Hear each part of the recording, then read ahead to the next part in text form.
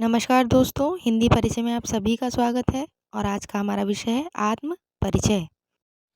मैं जग जीवन का भार लिए फिरता हूँ, फिर भी जीवन में प्यार लिए फिरता हूँ।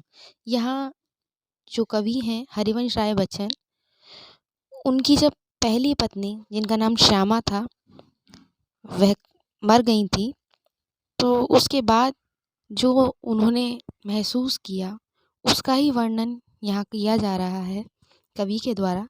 कह रहे हैं मैं जग जीवन का भार लिए फिरता हूँ, यानी कि मैं अपने इस जीवन को एक भार की तरह लेकर चल रहा हूँ, फिर भी जीवन में प्यार लिए फिरता हूँ। और फिर भी जबकि मुझे मेरा जीवन भार के समान लगता है, फिर भी मैं इस जीवन में प्यार लेकर चलता हूँ सब लोगों के लिए।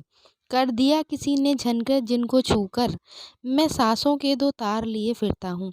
और मेरी ये जो सांसें हैं, उन्हें किसी ने झनकृत कर दिया है, किसी ने यानी कि उनकी पत्नी के द्वारा उन्हें झनकृत किया गया।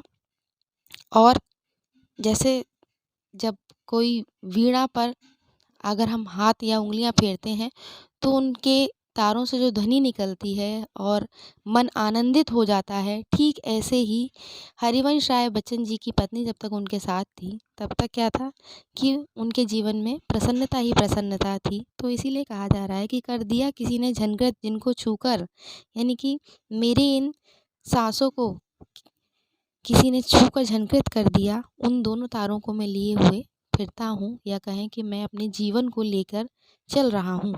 मैं स्नेह सुरा का पान किया करता हूँ। स्नेह यानी कि कवि के द्वारा कहा जा रहा है कि मैं स्नेह रूपी सुरा यानी शराब का पान किया करता हूँ, यानी कि मैंने प्रेम रूपी शराब को पी लिया है या पी रखा है। मैं कभी ना जग का ध्यान किया करता हूँ, और इसलिए मैं कभी भी इस जग का यानी कि इस संसार को ध्यान में नहीं रखता हूँ। जग पूछ रहा उनको जो जग की गाते, मैं अपने मन का गान किया करता हूँ। और आगे की दो पंक्तियों में कहा जा रहा है कि जग उन्हीं लोगों को यानी संसार उन्हीं लोगों को पूछता है जो उनके बारे में पूछते हैं या जानने के इच्छुक होते हैं। मैं अपने मन का गान किया करता हूँ, लेकिन मैं किसी भी संसार के अन्य प्राणी को जानने का या पूछने का इच्छुक नहीं हूँ। इसलिए मैं सिर्फ अपने आप में मगन रहता हूँ और मैं अपने मन का गान किया करता हूँ, यानी कि मैं अपने आप में अपनी धुन में ही मस्त रहता हूँ।